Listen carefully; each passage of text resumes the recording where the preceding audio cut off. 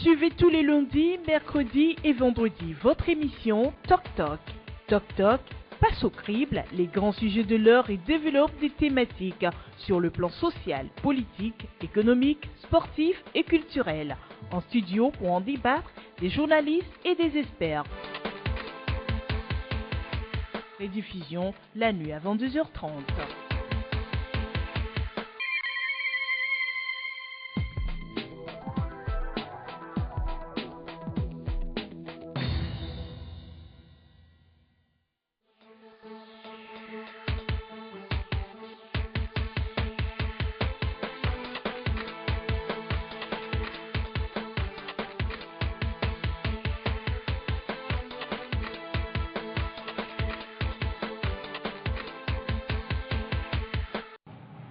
Mesdames, Messieurs, bonjour. C'est avec un agréable plaisir que je vous retrouve encore ce matin pour notre émission Toc Toc. Nous sommes donc au lundi 8 août de l'année 2016 et pour ce matin, nous avons déjà en studio le confrère Credo Madjetete. Il est le patron du journal Le Médium.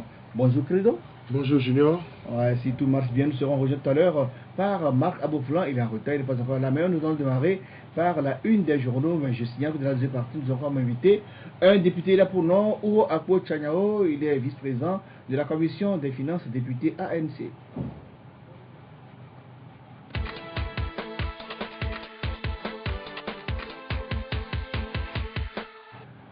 La une des journaux de ce lundi 8 août de l'année 2016, nous commençons par donc Togo Matin. Togo Matin titre à sa une droits humains, plus de 113 millions perdus pour non-respect des droits de l'homme. Administration publique, préfecture du Golfe, des agents faussaires demandent une intercession du ministre Bawara. Dossier portefeuille, occupation pour vacances et réalité sport, entrevue Mathilde Petit-Jean, les JO, c'est comme recevoir un cadeau des mains du Père Noël.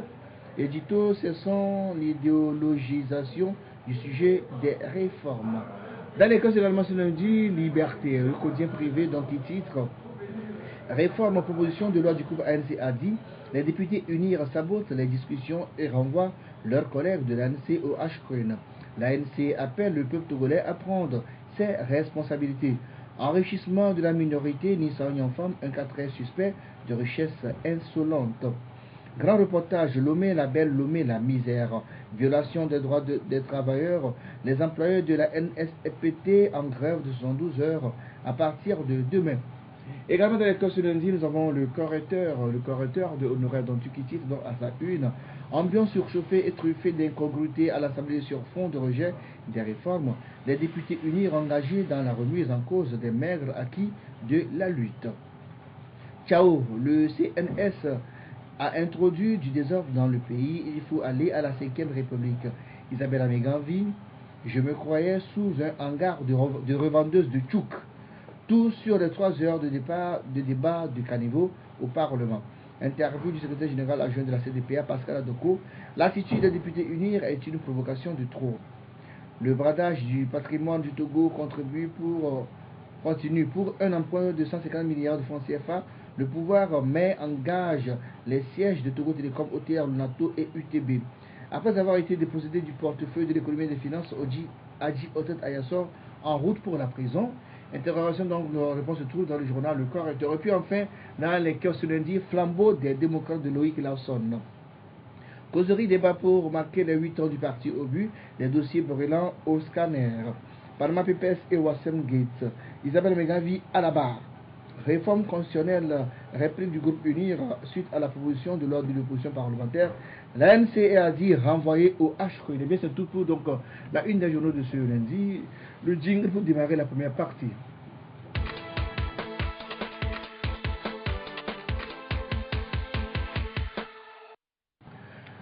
Retour en studio avec notre premier invité qui est là, Credo Tété, bonjour. Bonjour Julien. Nous allons commencer par donc l'actualité, le sujet d'actualité, donc le sujet de l'arrêt des discussions en commission autour de la proposition de loi déposée par l'ANC et ADI. Nous l'avons appris vendredi de l'après-midi par une publication sur le mur Facebook du député Ouro Akpochanyao que le président de la commission des lois, M. Labitoko, a, à la suite d'une suspension de travaux, arrêté toute discussion autour de la proposition de loi déposée par l'ADI et l'ANC. Alors, êtes-vous surpris par cette issue? Non, particulièrement en tant qu'observateur, je ne suis pas surpris. Peut-être que les députés de l'ANC se diront surpris parce que avec ce qui s'est passé jusqu'aux travaux derniers du Ashkroun où l'Alliance nationale pour le changement de M. Jean-Pierre Fabre a refusé d'y participer catégoriquement, donc je crois qu'il fallait attendre en griffe le retour de l'ascenseur. Parce que c'est dans la même foulée des préparatifs de cet atelier du Ashkroun que nous saluons que l'ANC a marqué son opposition à participer aux travaux, préférant faire le débat au niveau du Parlement. Donc, maintenant que la plupart des partis dits de l'opposition, ou bien les partis de l'opposition, se sont investis dans l'atelier du Ashkroun pendant 5 jours, donc là, les députés de UNIR, qui ont aujourd'hui la majorité, ne voudront jamais rabaisser les partis qui ont participé à ce débat. D'où le fait qu'il fallait faire opposition à ce qu'on puisse aller au bout des discussions au niveau de la commission des lois. Mais cela, c'est la conséquence de l'inconséquence d'action des responsables de l'ANC.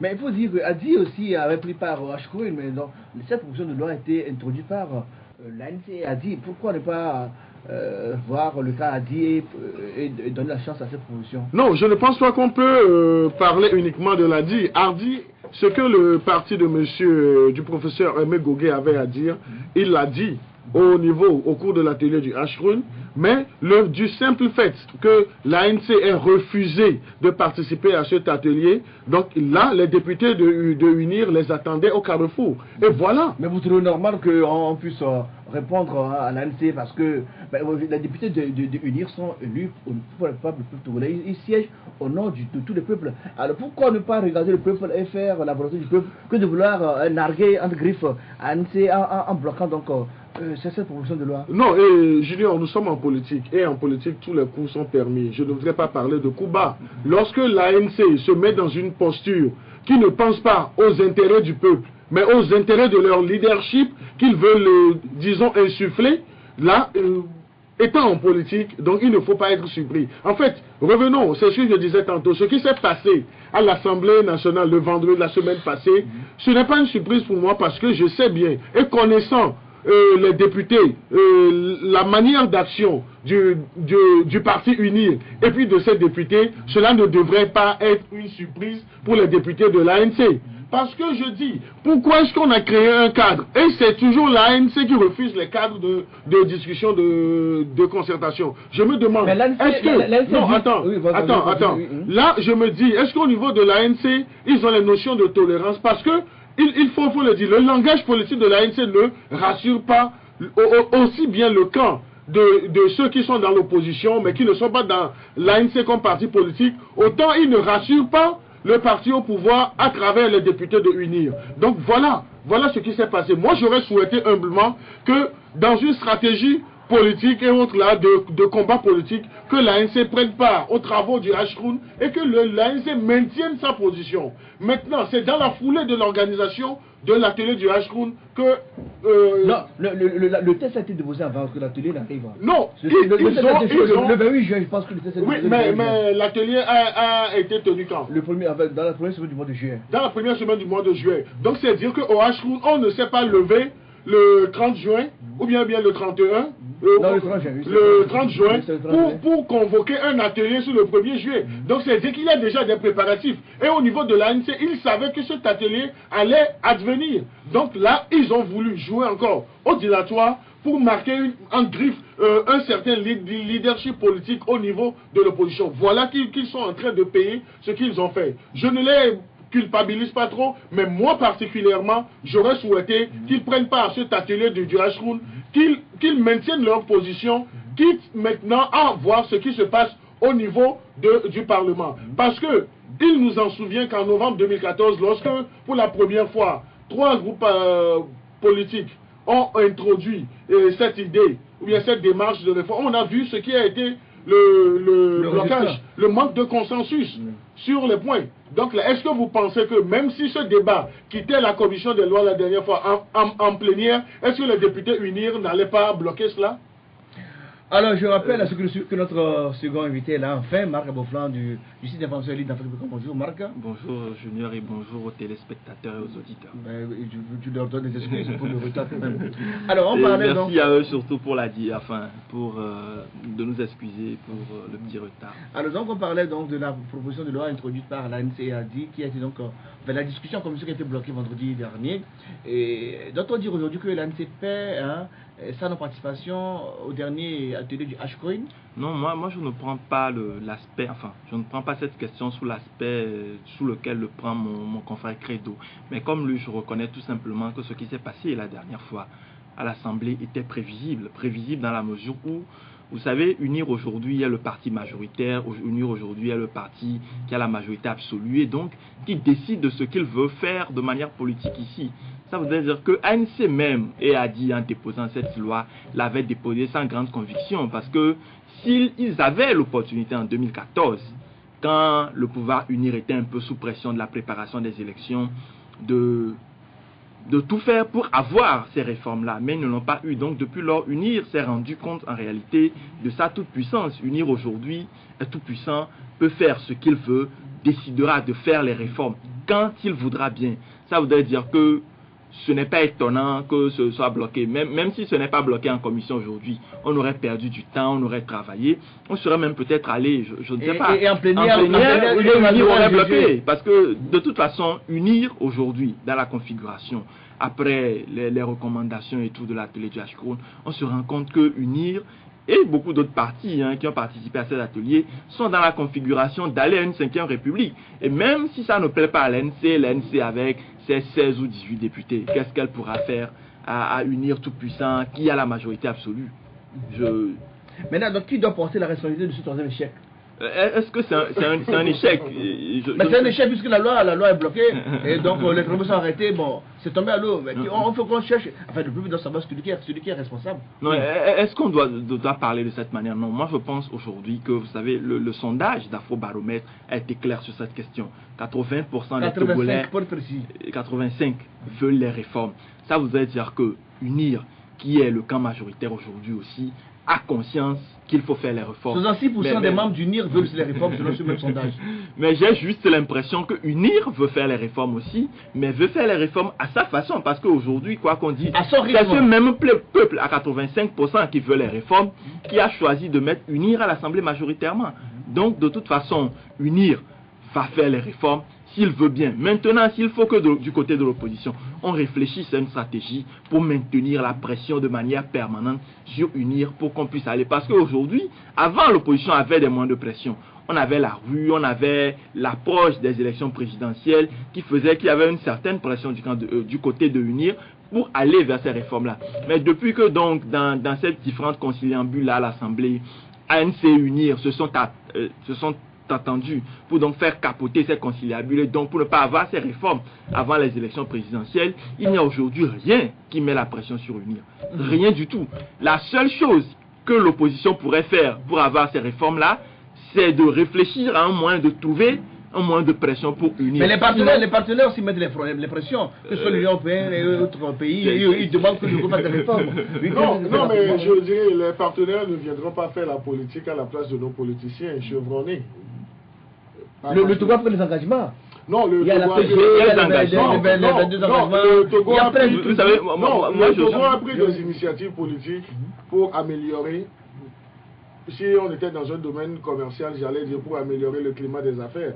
Mais ici, c'est le climat de la politique. C'est le climat politique qu'il faut améliorer. Mais UNIR n'est pas comptable devant les partenaires. UNIR est comptable devant le peuple togolais. Donc je voudrais qu'on reparle. Mais le gouvernement est comptable devant les partenaires. Le gouvernement est comptable. Non, le gouvernement est comptable devant les Togolais prioritairement. Parce qu'on ne peut pas dire que dans la communauté internationale, le Togo aussi est dans la communauté internationale. Mais on ne peut pas dire que le gouvernement français est comptable devant le Togo comme partie de la communauté internationale. C'est le Togo qui a pris des engagements. Personne l'a forcé. Non, le Togo a pris des engagements en 2004. Mais les engagements. Et en 2006, il y a eu la PG qui a été signée, où c'est bien clair qu'on doit aller aux réformes. Oui, je n'en disconviens pas. Et là, depuis 2006, qu'est-ce que nos politiciens ont fait pour que ces réformes-là puissent arriver assez tôt? C'est maintenant qu'ils se sont réveillés. Et la manière même... Mais Credo, il y a eu des assises, le CPDC a aménagé, remonté, il y a eu beaucoup de choses. Oui, je n'en disconviens pas, Junior. Mais c'est là où je dis, nous sommes en politique. Et lorsque vous détenez un brin de pouvoir en politique, c'est difficile de céder ça. Regarde le dernier dialogue de Togo Télécom, dirigé par Monseigneur Bariga. C'est là où l'opposition a commis des gaffes. L'opposition pouvait avoir, disons, une certaine flexibilité, gagner le terrain par pan. Par mètre carré. Mais lorsque tu permets? Oui, non, lorsque vous êtes en discussion avec quelqu'un et vous ne voulez pas donner pour recevoir, c'est difficile. Je rappelle la phrase que a formulée à ce dialogue le représentant d'UNI qui était la génération Premier ministre Selon Kassou. Nous à unir, on est sourds-muets. Ils sont sourds-muets parce que c'est une démarche politique aussi. Ils sont sourds-muets parce que c'est une démarche politique, parce qu'ils ne trouvent pas en face des interlocuteurs qui puissent les rassurer.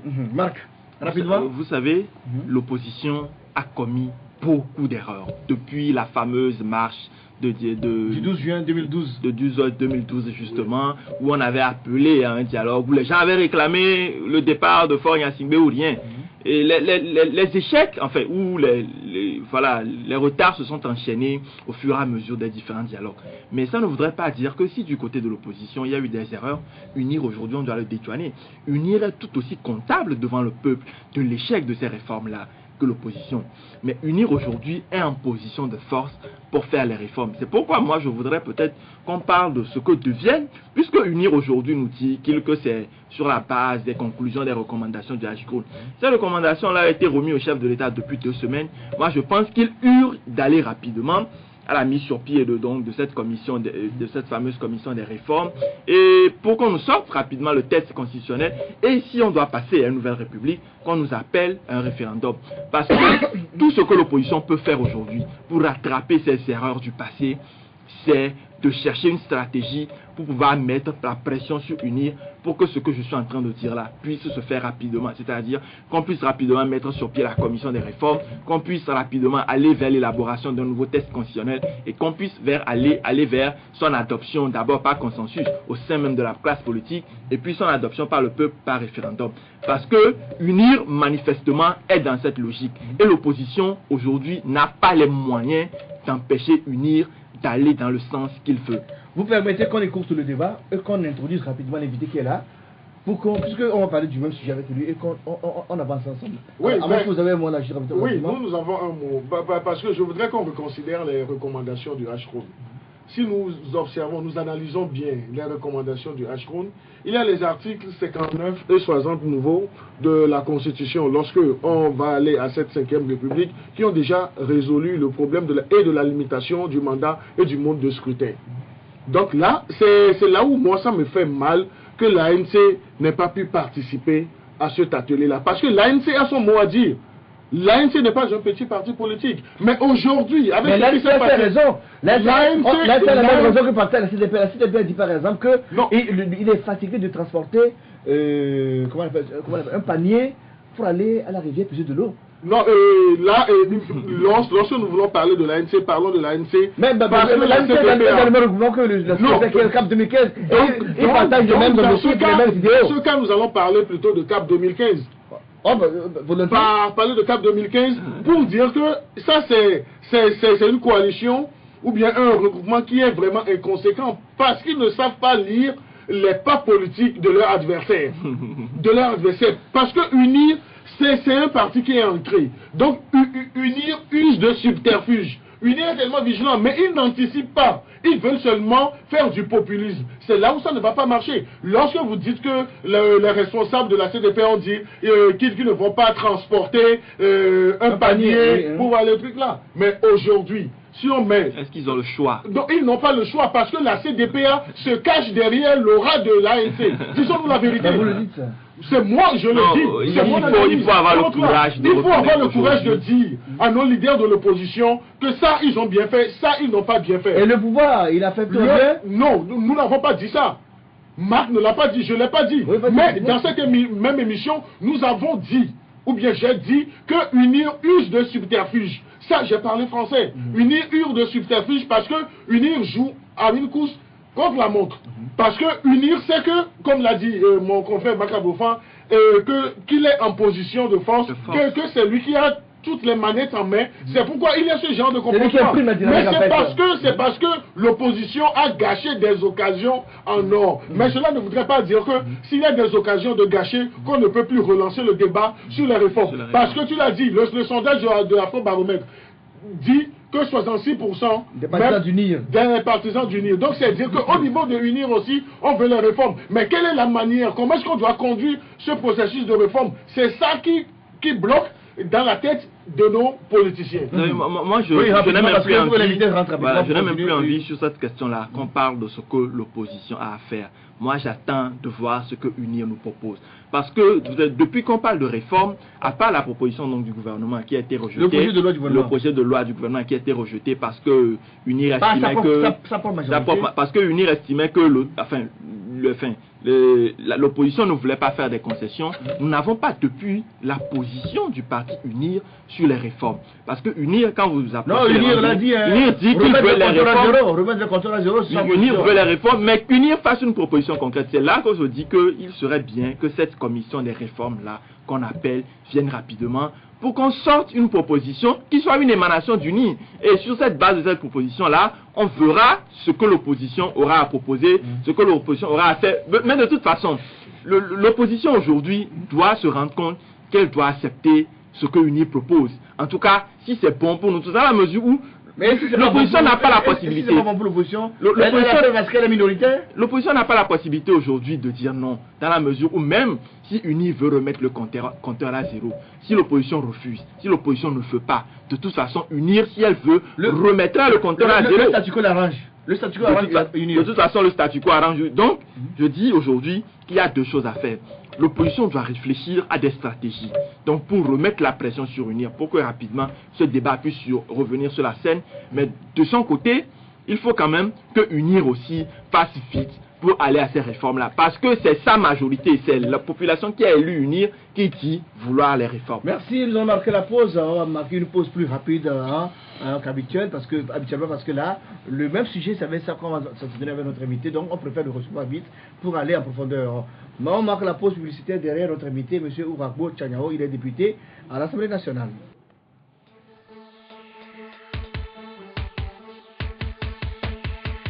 Suivez tous les lundis, mercredis et vendredis votre émission Toc Toc. Toc Toc passe au crible les grands sujets de l'heure et développe des thématiques sur le plan social, politique, économique, sportif et culturel. En studio pour en débattre des journalistes et des experts. Rediffusion la nuit à 22h30.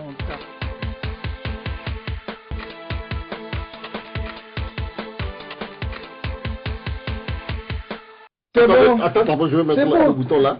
Bon, retour en studio avec notre invité. Nous avons ce matin le député Ourakbo Tchanyao. Il est vice-président de la commission des finances. Il est aussi député ANC. Bonjour. Bonjour, Junior. On vous reçoit plus tôt que prévu parce que là, c'est le même sujet qui nous concerne avec vous. Donc, dites-nous en toute franchise, que s'est-il passé vendredi dernier à la commission des lois, autour de la proposition de loi? ANC a dit pour les réformes ou pour la révision de la Constitution. Merci pour la question. Il faut reconnaître que nous avions vécu un autre coup de force à l'Assemblée nationale le vendredi dernier.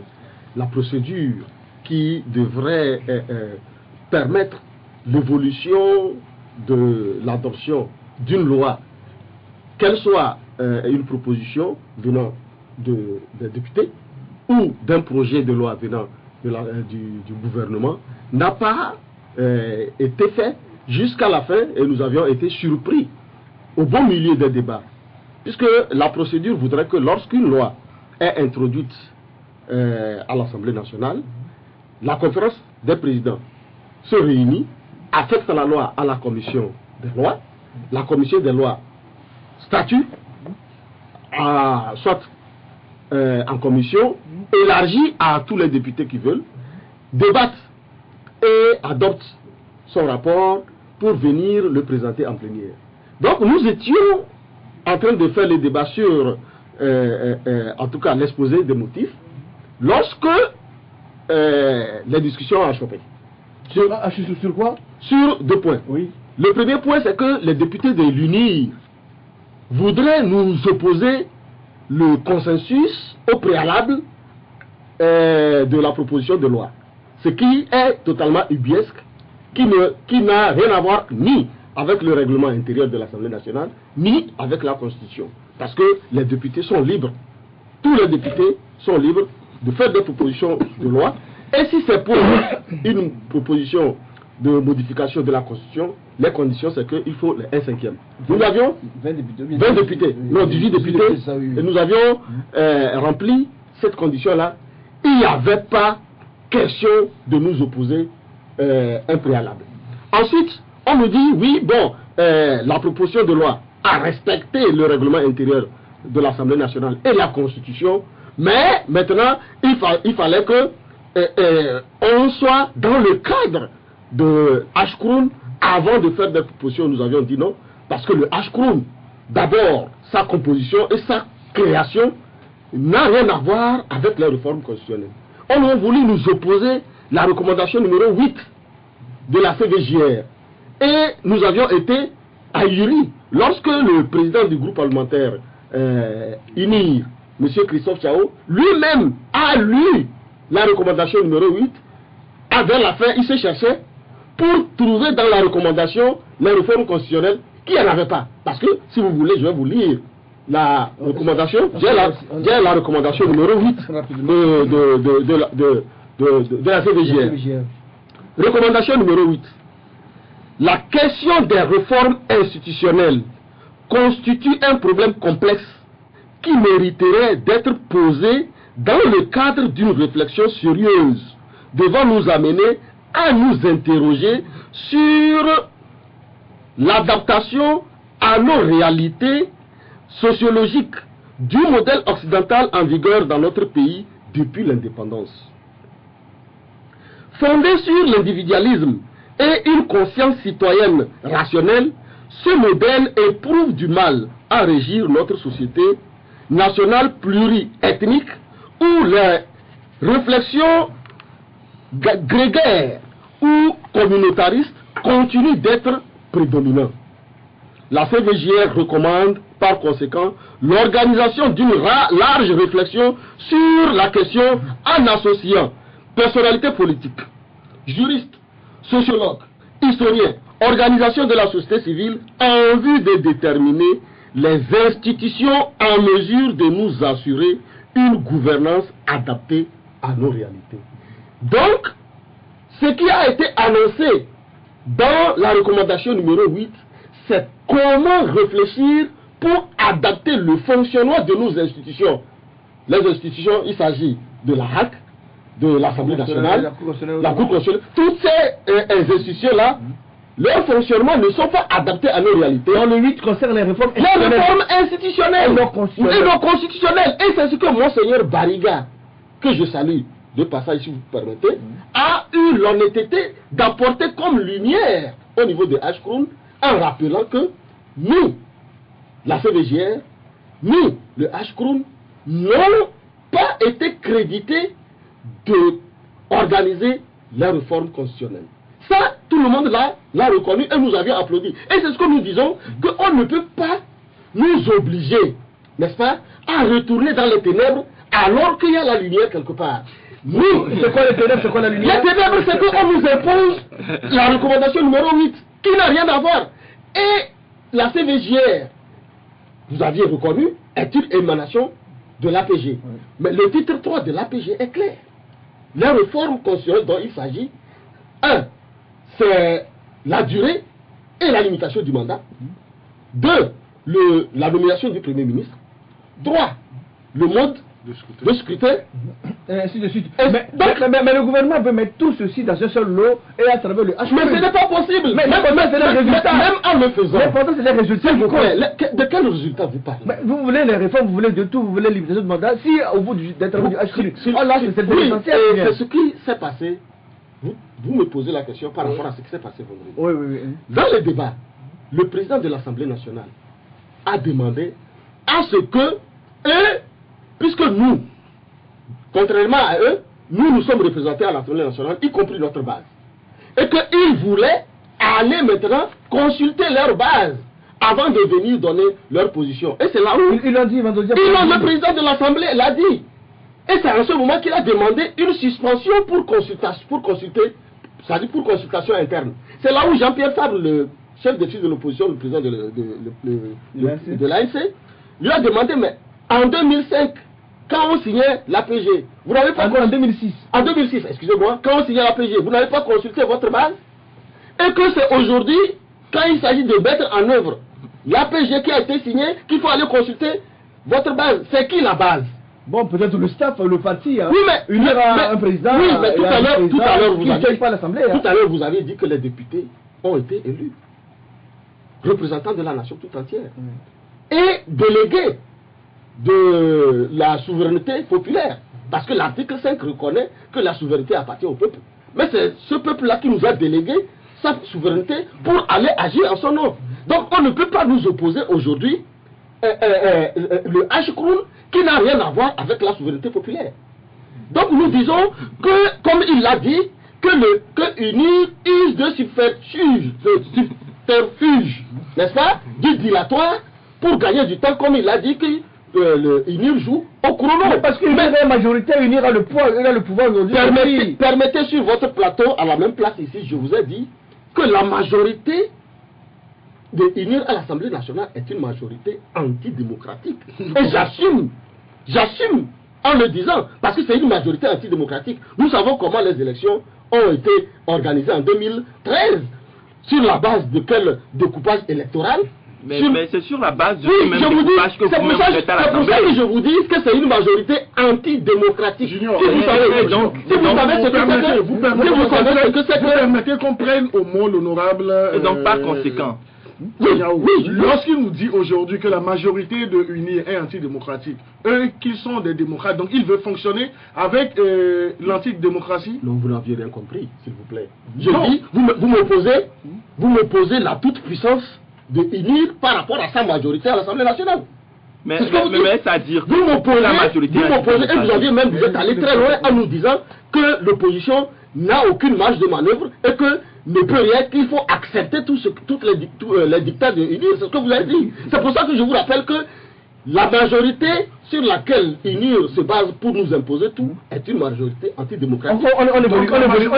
Antidémocratique, c'est au Parlement. Non, la majorité, c'est le peuple. C'est pourquoi nous rappelons que la souveraineté appartient au peuple. Et je suis d'accord avec vous. Quand vous nous dites qu'il faut une stratégie pour mettre la pression sur UNIR, je suis d'accord avec vous. Bon. Et nous demandons que le peuple prenne ses responsabilités. Parce qu'à partir du moment où les députés qui sont chargés par délégation de la souveraineté d'exercer la souveraineté du peuple, ils ne le font pas au nom du peuple. Il faut que le peuple prenne ses responsabilités. Mais qu'est-ce qu'il nous dit aujourd'hui? Non, tu peux retourner à vendredi à la commission des lois. Je veux qu'on continue là. Donc, lorsque le président de l'Assemblée a demandé une suspension pour concertation interne, on a fait la suspension, on est revenu. Et le président de la commission des lois a donné la parole au président du groupe parlementaire UNIR. Est-ce que leur position a changé? Il a dit non, leur position n'a pas changé. Au contraire, il nous oppose à la recommandation numéro 8 et que nous devons nous en tenir à la recommandation numéro 8. Et j'ai fait une motion d'information pour lui rappeler que le décret qui a créé le H-Kroun, dans les missions qui ont été assignées au H-Kroun, il n'y a pas réforme constitutionnelle. Vous pouvez aller vérifier dans le journal officiel, vous trouverez le décret. Ni le H-Kroun, ni la CVJR n'a pas reçu mandat d'organiser les réformes constitutionnelles. On ne peut pas nous opposer. Et je vous ai lu la recommandation numéro 8. Dites-moi si cette recommandation parle des réformes constitutionnelles. Pour cela, il n'est pas question qu'on nous oppose la recommandation numéro 8. C'est en ce moment que le président de la commission des lois a demandé une suspension pour que la commission en interne se concerte. Ils sont allés, au bout de 15 minutes, il revient nous informer que la commission en interne a voté s'il faut continuer ou arrêter les discussions. Nous étions pantois. Ce n'est pas des prérogatives de la commission de voter s'il faut continuer ou arrêter les discussions. Que prévoit le texte? Le texte prévoit que la procédure normale, c'est que lorsque un texte est rentré en discussion, on peut suspendre les débats pour aller, peut-être que le texte n'est pas conforme ni au règlement intérieur, ni à la Constitution. On nous dit, par rapport à tel article de la Constitution ou par rapport à telle disposition du règlement intérieur, le texte n'est pas conforme. On suspend pour retourner le texte au signataire de réorganiser le texte pour qu'il soit conforme. Mais on ne peut pas arrêter la pratique parlementaire. En tout cas, nulle part ne nous dit que le président de la commission peut arrêter les débats, arrêter les discussions sur une loi. Ça, nous avions dit qu'il s'agissait là d'un coup de force. Nous étions tous assis, y compris les députés de l'IDIR, tout comme les députés de l'ANC. Personne, on était pantois, sidéré, stupéfait. C'est-à-dire que je ne sais pas, au moment où on voulait lui demander de nous expliquer les raisons et le fondement de l'arrêt, il a dit que la séance est levée, il a ramassé ses effets, il est parti, nous laisser dans la salle. Donc, nous avions compris qu'il s'agit d'un coup de force qui a été instruit à la suite de la suspension demandée par le président de l'Assemblée nationale pour concertation avec la base. Donc, certainement que la base aurait intimé l'ordre au président de la commission d'arrêter. Non, je suis d'accord avec vous. Oui, parce que vous avez dit, et votre collègue, je l'ai suivi avec beaucoup d'intérêt, a dit que le UNIR procède avec la force. UNIR utilise sa force, sa majorité, tout le pouvoir qu'il a pour organiser ce qu'il veut. Et puis, la nécessité pour vous de négocier avec UNIR. Pourquoi vous n'avez pas concerté avant? Vous permettez, vous me posez la question. Pourquoi ne pas consulter à la base des députés UNIR pour trouver leur accord avant d'aller? Je ne voudrais pas prendre votre question comme une provocation. Oui, parce que, non, cela n'est pas une. S'il te plaît, c'est ce qui a été fait en 2006 à l'APG. Je ne voudrais pas faire. Vous aviez même fait appel aux 22 engagements en 2004. Moi, je ne veux même pas aller jusque-là. Mais moi, je parle de l'APG. On fait comme si l'APG, c'est fini. Et c'est là où nous avions été surpris. Si vous permettez, lorsque le président du groupe parlementaire, Christophe Tchao, en tout cas dans ces États, a dit que la conférence nationale, qui au départ n'était pas souveraine, parce que nous sommes allés ajouter un S au CN qui est devenu conférence nationale souveraine, a introduit des désordres dans le pays. Et qu'il faut effacer l'histoire de la conférence nationale en allant à la 5e République. Il l'a dit publiquement devant les témoins. Donc nous avions compris que l'objectif du RPT-UNIR, c'est d'effacer l'histoire de la conférence nationale souveraine, comme à leur habitude. Parce que ce n'est pas la première fois qu'ils essayent, s'il te plaît, ce n'est pas la première fois qu'ils essayent d'effacer l'histoire du Togo. Nous avions vu ce qui s'est passé avec le 27 avril. Nous avions vu avec ce qui s'est passé avec l'hymne national. Nous avions vu avec, je prends la ville de Kara, c'était Lama Kara, ils ont coupé Lama pour effacer une partie de l'histoire.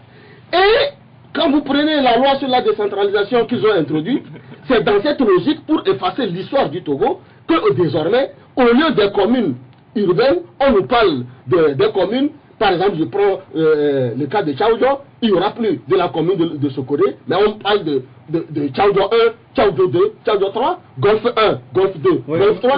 C'est une façon, non, c'est dans la même logique pour effacer l'histoire du Togo. Et je suis sûr, et je suis convaincu mais vous, en tant que délégué en fait, de la souveraineté populaire, qu'est-ce que vous faites pour empêcher justement qu'on efface cette partie de notre histoire? Oui, nous ne sommes pas d'accord et nous nous opposons. Vous aviez dit, vous, dans vos conseils, vous nous dites d'accepter tout. Nous avons dit non, on refuse. Et dans tous les cas, puisque nous avions été mandatés par le peuple, nous demandons au peuple de prendre ses responsabilités par son arbitrage. Non, mais est-ce que le peuple n'a pas déjà pris sa responsabilité par une fois déjà en allant voter pour vous justement? Ça ne suffit pas. Parce que ici, l'exercice auquel nous sommes appelés, c'est d'aller légiférer en son nom. Mais maintenant que que les lois que lui-même il demande, parce que vous avez dit à 85% les Togolais demandent la réforme et la limitation du mandat, même la recommandation numéro 5 de la CVJR qui a fait tous les diagnostics et a reconnu le vrai problème de la crise du Togo, a fait la recommandation numéro 5. Et je suis sûr que vous l'aviez lu, la recommandation numéro 5. Quelle est sa quintessence? Vous ne le savez pas. C'est qu'elle demande qu'on retourne à la formule de l'article 59 originel. Quel est l'article 59 originel? Le président de la République est élu pour un mandat de 5 ans renouvelable une seule fois. En aucun cas, nul ne peut exercer plus de 2 mandats. Mais aucun député de UNIR n'a accepté de rappeler cette recommandation numéro 5. Mais au contraire, on nous parle de la recommandation numéro 8 qui n'a rien à voir avec la réforme constitutionnelle. Donc c'est pour vous dire, et c'est là où je dis qu'on veut nous tirer dans les ténèbres, alors que Monseigneur Bariga a été clair, il a amené la lumière au Washkroun dont on fait les références, mais on veut toujours non seulement rester dans les ténèbres, mais tirer tout le peuple dans les ténèbres. Je fais juste le constat que même en n'étant pas présent au Washkroun, vous avez suivi de très près. Mais bien sûr, mais ce n'est pas parce qu'on n'est pas présent au Washkroun. D'abord, chaque jour, vous vous rappelez, à la fin des travaux, il y a une conférence. Mais en tant que responsable que nous sommes, nous devons suivre ce qui se passe là-bas. Oui, je voudrais demander aux députés, avec ce qui s'est passé le vendredi dernier au Parlement, où nous avons vu qu'il y a un blocage au niveau du travail de la Commission des lois, est-ce qu'aujourd'hui, l'ANC est prête à refaire la démarche avec un soubassement de consensus qui va prévaloir? De quel consensus vous parlez? Mais l'APG prévoit le consensus. L'APG dit qu'il faut faire des réformes. Il y a eu des... Par consensus. Nous sommes d'accord. Mais lorsque Jean-Pierre Fabre, le chef de file de l'opposition, a rencontré Florian Silvé, c'était en novembre 2014. C'était le 21 novembre 2014. Il lui a parlé de consensus. Qu'est-ce que le chef de l'État lui a dit? Qu'il fallait faire le consensus à l'Assemblée. Et ils ont envoyé la proposition de loi. Qu'est-ce que nous avions constaté? C'est que le consensus qui nous demande, aujourd'hui on nous demande d'aller au Washkroun. Ce n'est plus à l'Assemblée qu'il faut faire le consensus. Ça veut dire, comme l'a dit Pascal Adoko, c'est qu'on nous demande de prendre le panier chaque fois pour aller puiser de l'eau. Mais c'est peut-être pour éviter. Non. Mais c'est ça. Monsieur Ouro, peut-être c'est pour éviter qu'on ait les mêmes résultats qu'en 2014. Quand vous demandez de faire le. Mais nous avions dit, nous avions eu le courage, comme il l'a dit, de poser la question à nos collègues de l'UNI. Qu'est-ce que vous voulez? Parce que c'est ça l'objet même des débats particuliers. Ils n'ont pas d'objection sur le préalable, parce que la proposition de loi a respecté toutes les conditions nécessaires. Mais alors, dans ce cas, allons-y au débat particulier, article par article, à modifier, et vous allez nous dire ce que vous pensez de chaque article. Les amendements, si possible. Les amendements, si vous avez les amendements, c'est là-bas qu'il faut les amener, à la commission. Mais ils ont dit non, qu'il faut aller, parce que leur président fondateur a initié le Washkroun, et ils ne peuvent pas sortir de ce Washkroun pour venir.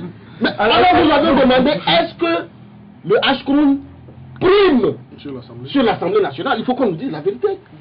Mais c'est ce qu'on veut nous faire savoir. Ça, quand je vous dis qu'on veut nous tirer vers les ténèbres, c'est qu'on veut nous amener, n'est-ce pas, à aller au Washkroun en laissant l'Assemblée nationale. Comme d'habitude, pour eux, l'Assemblée nationale, c'est un machin.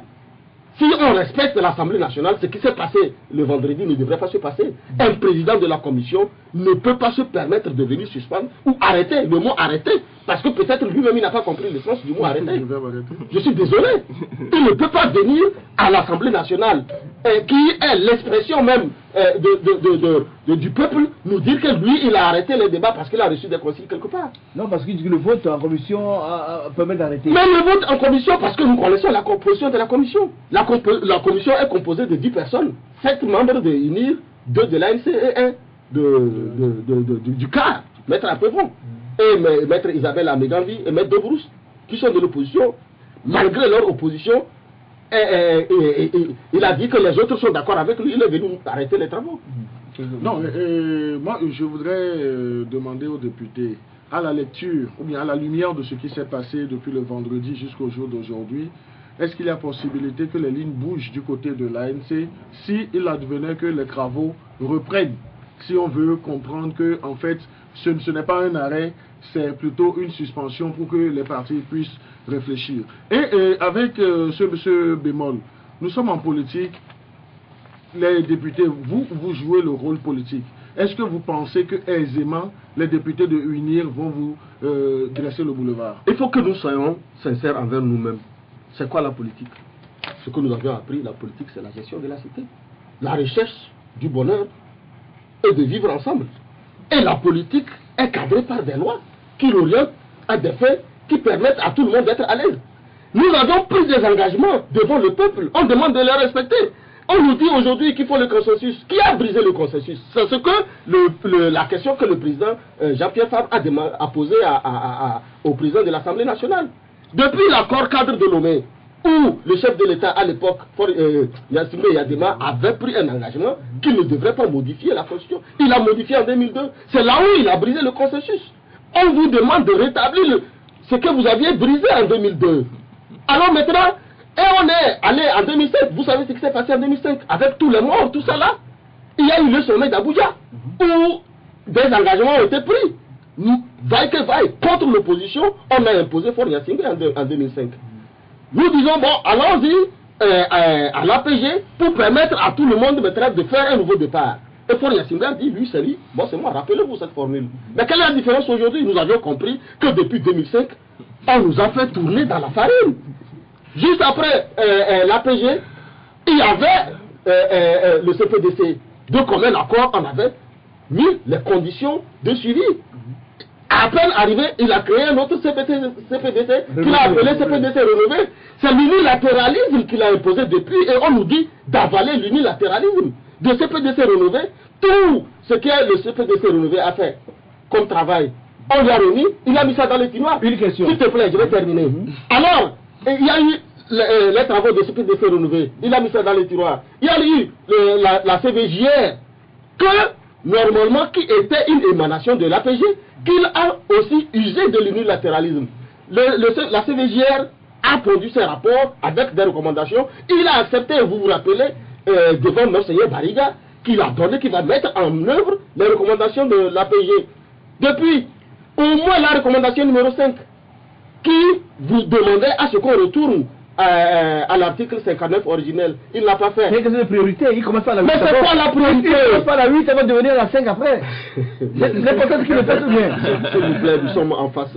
Non, attends. Il y a plusieurs recommandations. Si je de faire la 8, est-ce que c'est un problème que de faire la 5? Junior, moi. Non, mais si on était en n'est pas question de priorité aussi. Si on était en aparté, je pouvais te. Mais nous sommes en face du peuple. S'il vous plaît, on ne s'abuse pas. Bon, monsieur Oulafoni Antagno, essayons de renverser les rôles. Vous voulez que je prenne quel rôle? Non, laissez-moi vous poser la question. Je suppose que c'était l'ANC qui était aujourd'hui au pouvoir, qui a la majorité à l'Assemblée et qui initie un atelier pour réfléchir sur les réformes. Et que UNIR boycotte l'atelier. Et après, UNIR introduit un test et demande à l'ANC de voter ce test-là, parallèlement à l'initiative prise par son patron. Vous savez, pour que les réformes s'il te plaît, vous savez combien d'ateliers nous avions, combien de rencontres nous avions organisées depuis environ 5. Mais s'il vous plaît, il y a eu Togo Télécom 1. Vous rappelez-vous, à Togo Télécom 1, on a identifié 29 points. Vous n'avez pas répondu à ma question. Je suis en train de répondre à votre question. Si c'est que vous me laissez continuer, vous allez comprendre ce que j'ai répondu. Alors, il y a eu Togo Télécom 1, on a identifié 29 points. Le premier point, patatras. On nous dit que non, qu'on peut commencer partout, sauf la limitation du mandat. Et je me rappelle, en ce moment, il y a un ministre qui a dit que si on commence par la limitation du mandat, j'aurai des problèmes. On n'a même pas commencé par la limitation du mandat, mais il a eu tous les problèmes. Tout simplement parce qu'ils ont accepté qu'on mette le point de limitation du mandat à discussion. C'est ça qui explique tous les problèmes que ce ministre a eu à ce jour. Je ne vous donnerai pas son nom, vous le connaissez. Donc c'est pour vous dire. Moi je ne peux pas. Ah bon? Est-ce qu'il est mince? Est-ce qu'il est gros? Non, il est gros. Donc vous voyez, donc nous avons fini par comprendre qu'on veut nous faire puiser de l'eau avec le panier. Nous ne sommes pas, en tout cas, on ne peut pas nous traiter de cette façon-là au Togo, parce que le Togo, depuis bien avant l'indépendance, a montré à la face du monde que le Togo est regorgé des hommes intelligents. Je vais prendre l'allégorie de faire un travail. Est toujours d'actualité. Alors, mettez-vous à la place du parti. Disons, c'est l'ANC qui a la majorité aujourd'hui, et c'est UNIR qui est dans votre rôle. Comment est-ce que vous allez réagir en tant que, pas en tant que député, mais en tant que ANC, parti au pouvoir? Si vous êtes, nous sommes honnêtes envers nous-mêmes, reconnaissant que nous exerçons le pouvoir que le peuple nous a convié. Et c'est ce que nous demandons. Nous demandons qu'on respecte le peuple. Et dans le respect du peuple, nous ne pouvons pas prendre des engagements depuis. Le 20 août prochain, ça fait 10 ans que nous avons signé l'APG. Le 20 août prochain, ça fait 10 ans que nous avions signé l'APG. Et le chef de l'État, lui-même, il est allé à Tapamé. Rappelez-vous le discours de Tapamé. Plus jamais ça au Togo.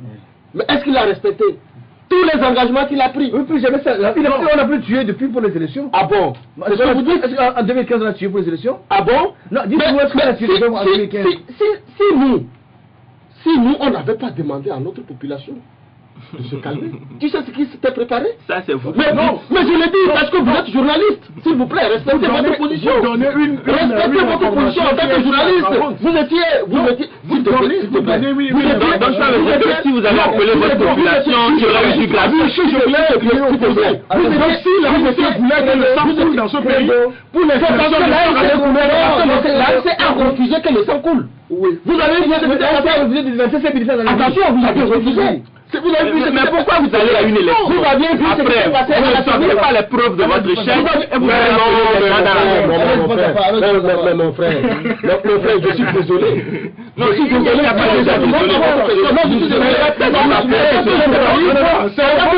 désolé. Vous ne pouvez pas me dire que nous n'avions pas apporté les preuves. Qu'est-ce qui s'est passé à la preuve? Moi, j'ai lu votre mémorandum. Je ne parle pas du mémorandum. Je ne parle pas du mémorandum, mais je parle de ce qui s'est passé. Parce que le débat est réellement intéressant. Mais vous empêchez que les gens nous laissent terminer nos développements aussi. Le 28 avril, ce qui s'est passé à la TVT. Ce qui s'est passé à la TVT, ça aussi vous n'avez pas vu. Je suis désolé, monsieur. Bon, maintenant, on va évoluer si vous permettez. Monsieur Ourapo Tchaniao, on va parler sérieusement, sincèrement. Est-ce qu'en déposant cette proposition de loi, l'NCR a dit, était sûr, pensait que vraiment l'UNI allait la voter? Mais la NCE a dit était dans la même position que votre camarade. Parce que nous pensons que les députés de UNIR font partie du peuple. Ils ne sont pas, on a comme l'impression qu'on veut nous dire que les députés de UNIR sont en dehors du peuple. On nous dit que 85% des Togolais demandent qu'il y ait la réforme de l'alimentation du mandat. Vous l'aviez reconnu. Vous reconnaissez ici que 66% des militants, des partisans de UNIR veulent la réforme. Alors si les députés de UNIR, si vous êtes d'accord avec moi, qu'ils font partie du peuple, est-ce qu'il faut encore négocier avec le peuple qui demande? Ça veut dire que vous voulez accepter et reconnaître que les députés de UNIR sont en dehors du peuple. C'est pourquoi il faut aller négocier avec eux. Donc vous êtes sincère. Mais nous sommes honnêtes parce que c'est pour ça que nous demandons au peuple. Oui. Puisque par le coup de force qui s'est produit le vendredi, les députés de UNIR ont montré par A plus B, si vous voulez encore 1 plus 1, qu'ils ne font pas partie du peuple. Alors le peuple n'a qu'à prendre sa donc c'est vous qui nous demandons, c'est vous qui nous demandez.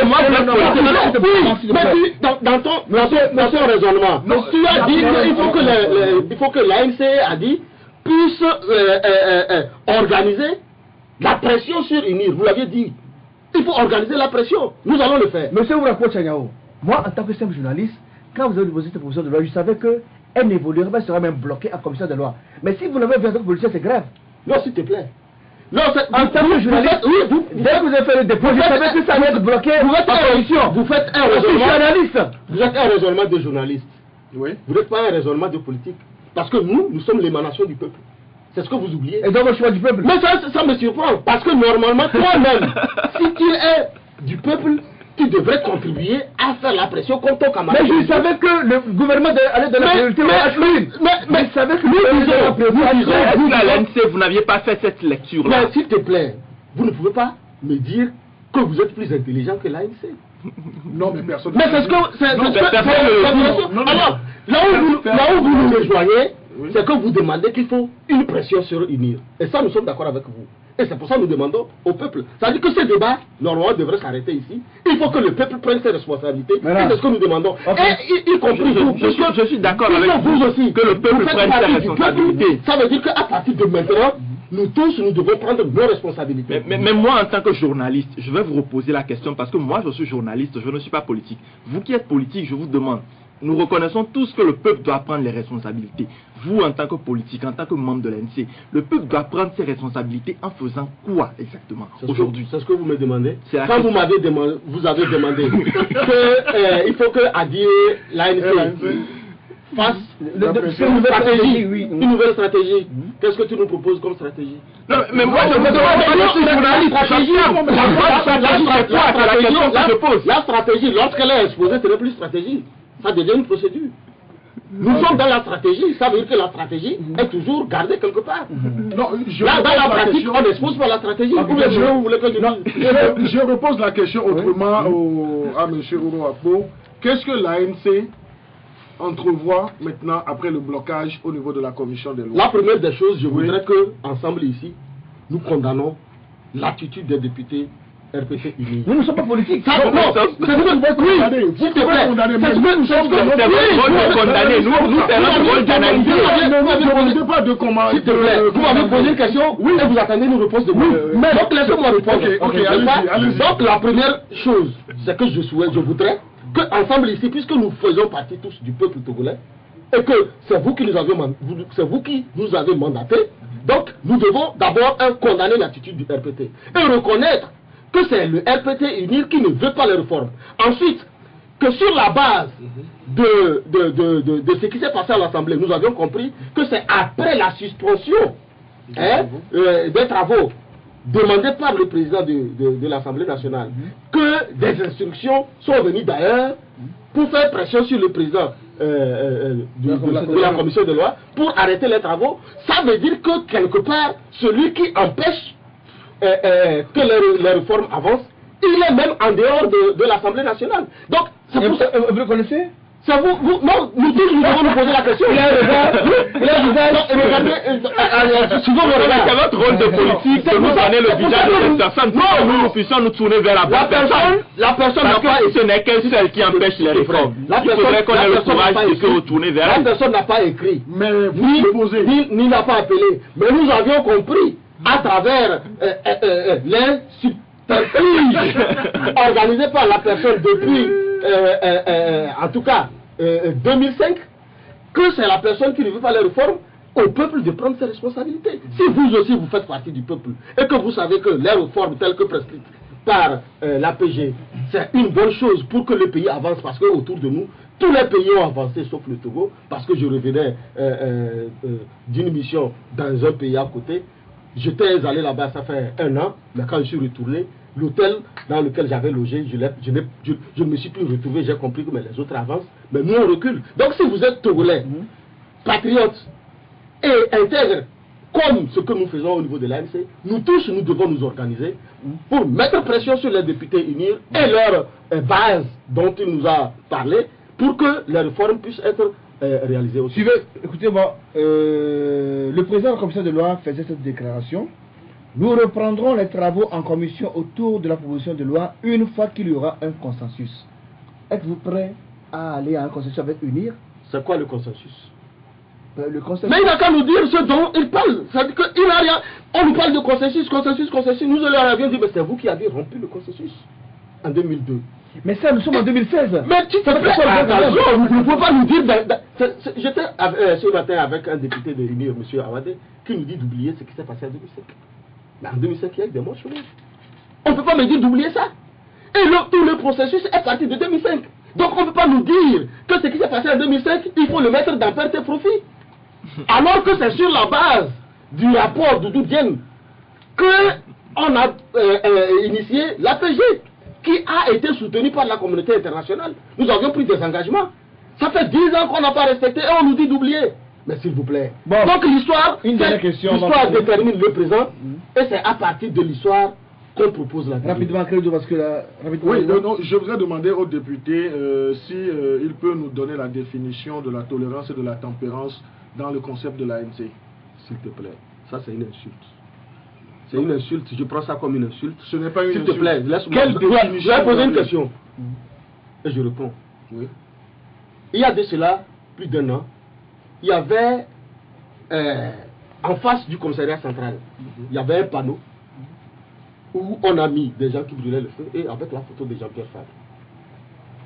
Et nous avions demandé à ce que Jean-Pierre Fabre porte plainte.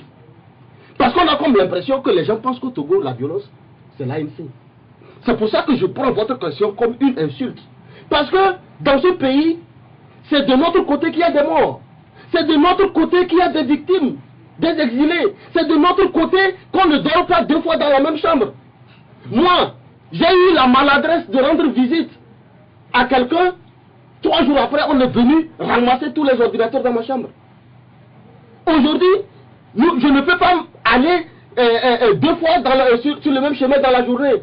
Et vous me demandez quelle est la notion de la tolérance et je ne sais pas quoi. Je prends ça comme une insulte. Ce que nous subissons depuis plus de 50 ans, il y a des gens qui ne peuvent pas sortir comme ça parce qu'ils sont olympiaux ou je ne sais pas quoi. Il y a des gens parce que vous étiez là, vous étiez là, qui n'est pas inquiet. Vous n'êtes pas inquiété, vous parlez, si vous êtes sorti, allez chez vous tranquillement, personne ne va vous inquiéter. Mais c'est parce que nous avions mangé la peur, s'il te plaît. Vous aussi, dans vos discussions, je sais qu'il y a des choses que vous ne voulez pas dire. Que nous, on a le courage de dire. Vous pensez que vous ne pouvez pas imaginer ce que nous subissons.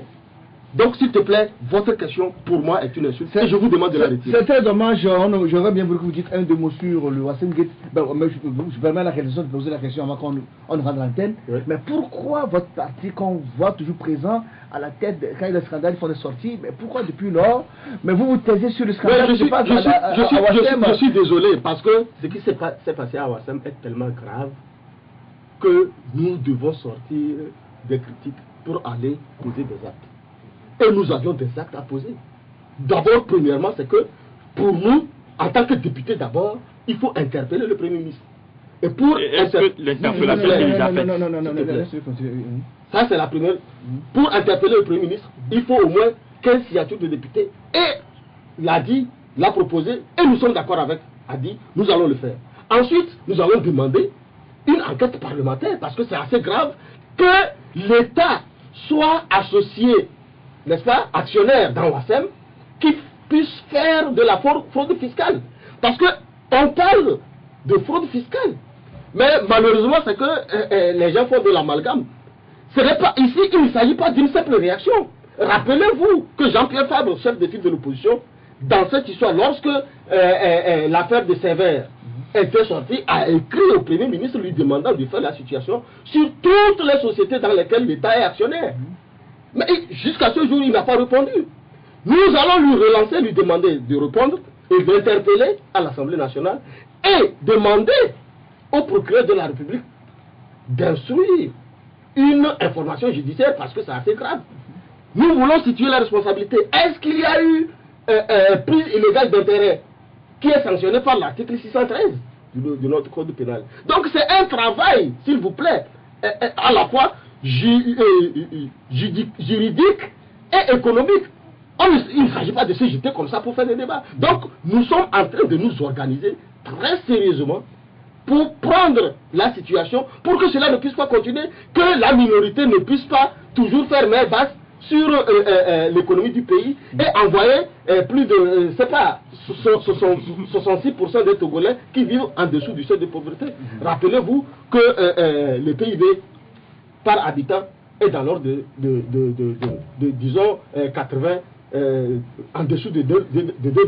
Donc, c'est une affaire aussi sérieuse que ça. On ne veut pas blaguer. Merci, M. Ourako Tchaniao. Je rappelle que vous êtes député de l'ANC, vous êtes donc vice-président de la commission des finances.